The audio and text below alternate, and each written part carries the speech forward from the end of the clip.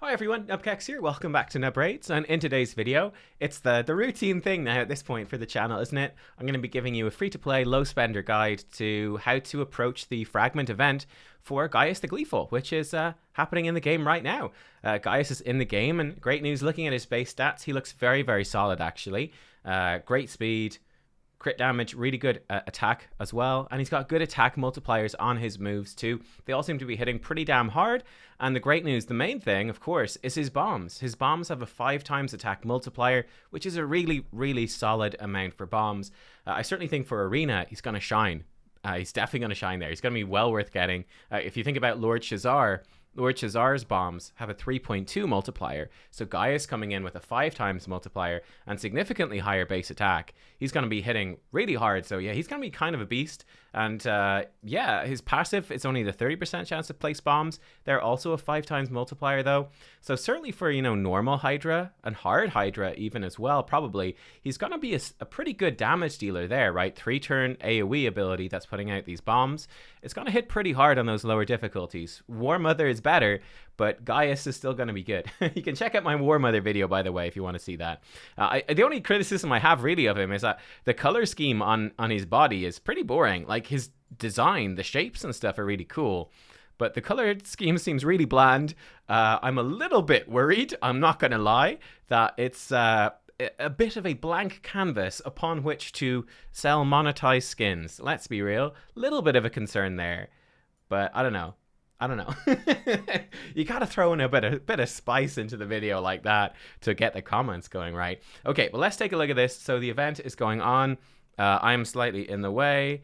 No, don't do that. Let me move over here. There we go. Photoshop professional, guys. So we have 155 fragments available total. Now 40 of those are from the tournament leaderboard, which means that you're gonna have 115 that you need to get, okay? So there's 115 up for grabs, ignoring the tournament leaderboards, which realistically, unless you are a big spender, you're pretty much not going to win. So yeah, we can skip 15, basically is what I'm saying. We can skip 15 of these.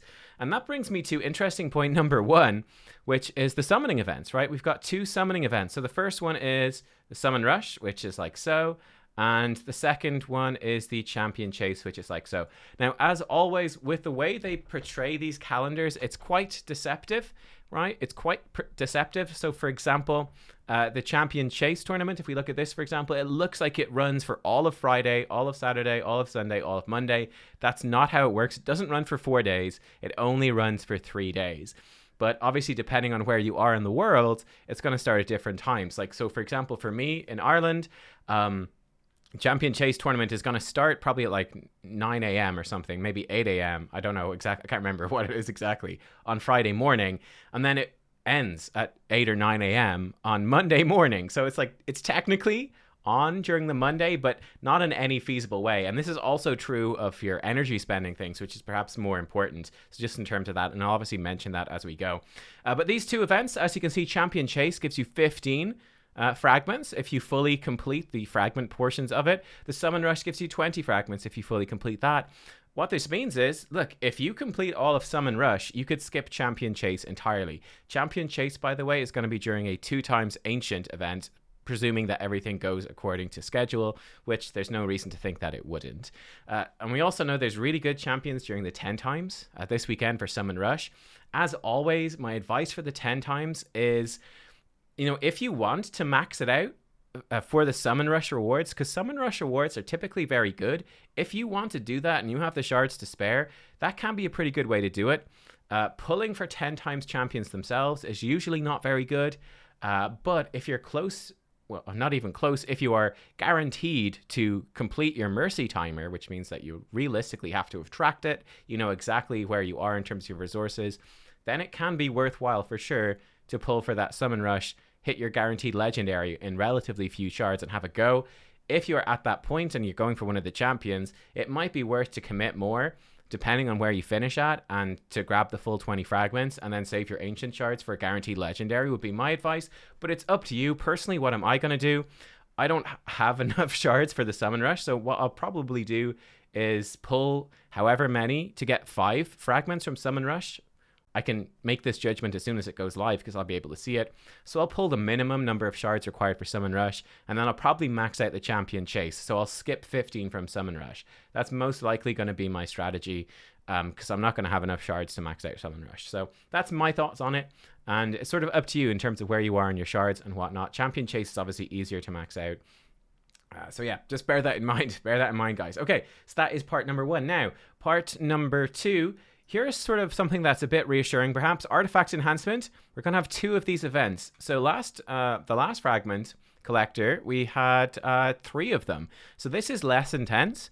So I feel like it's going to be reasonably easy on your silver, and that's good news because you are going to need it.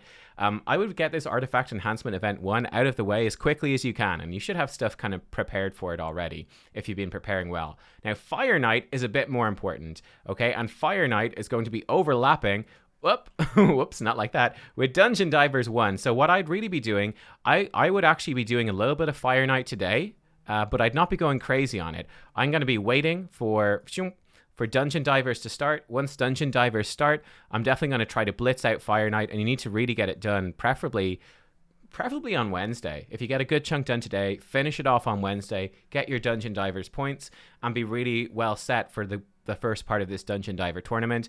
I'm going to be doing a similar thing then with Spider. Once Spider starts, I'm going to be trying to blitz through Spider in a couple of days, which again is going to fully overlap here, with Dungeon Divers 1. So it's really going to help me getting that done.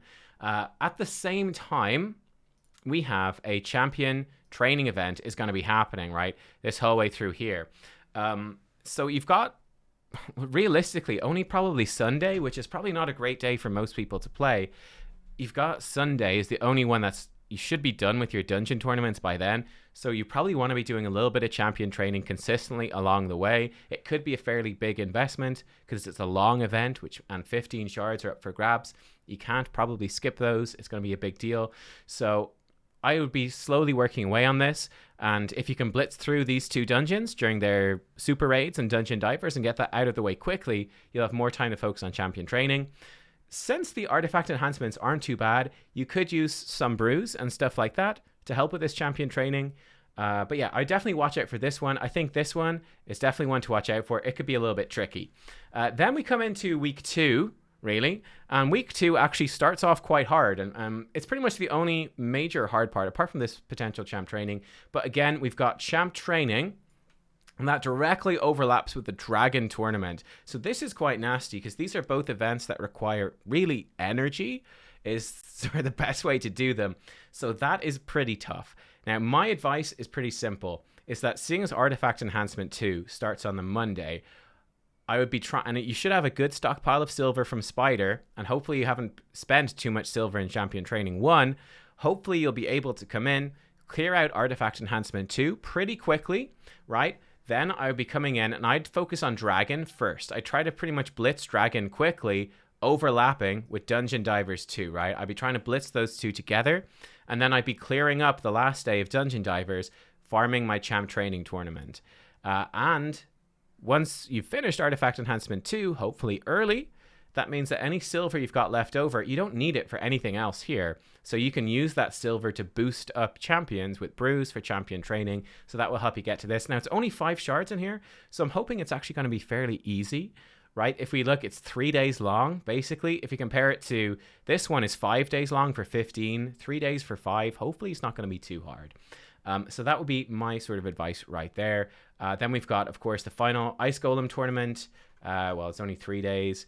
So that's really not that bad. It overlaps with the last Dungeon Divers, so you're going to sort of slow grind this one out. There's really nothing else happening at this point, so you should be able to pretty easily budget out your 3 days and just getting it done. It should have super raid, so that shouldn't really be a problem, I think, at that point.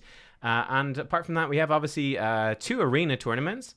We've got one here, and we've got one here. Again, those should be very straightforward, so long as you are in silver. It should be relatively consistent to farm that out. Again, just make sure you're hitting your quota for each day. Am I getting a third of the points I need each day at least? So I'm comfortably making it, and you should be okay.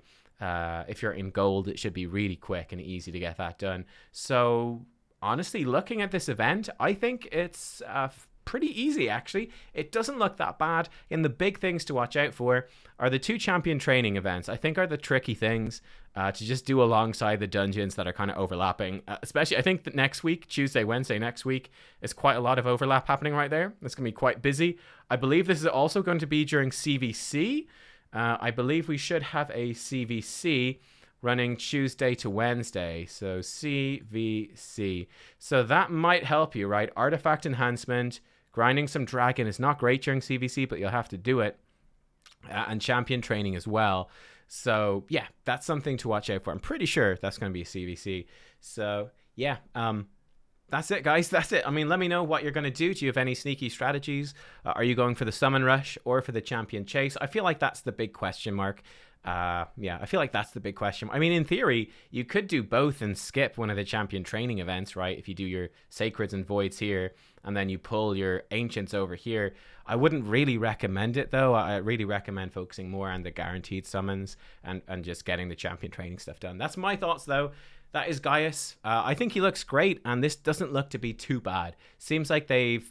Initial impressions, of course, we haven't seen how many points we're going to need for each of these. Initial impressions, though, are that it's a fairly reasonable looking event during their 3rd anniversary, is my thoughts. Guys, thanks for watching. Hope you enjoyed, and I will see you next time. Bye-bye.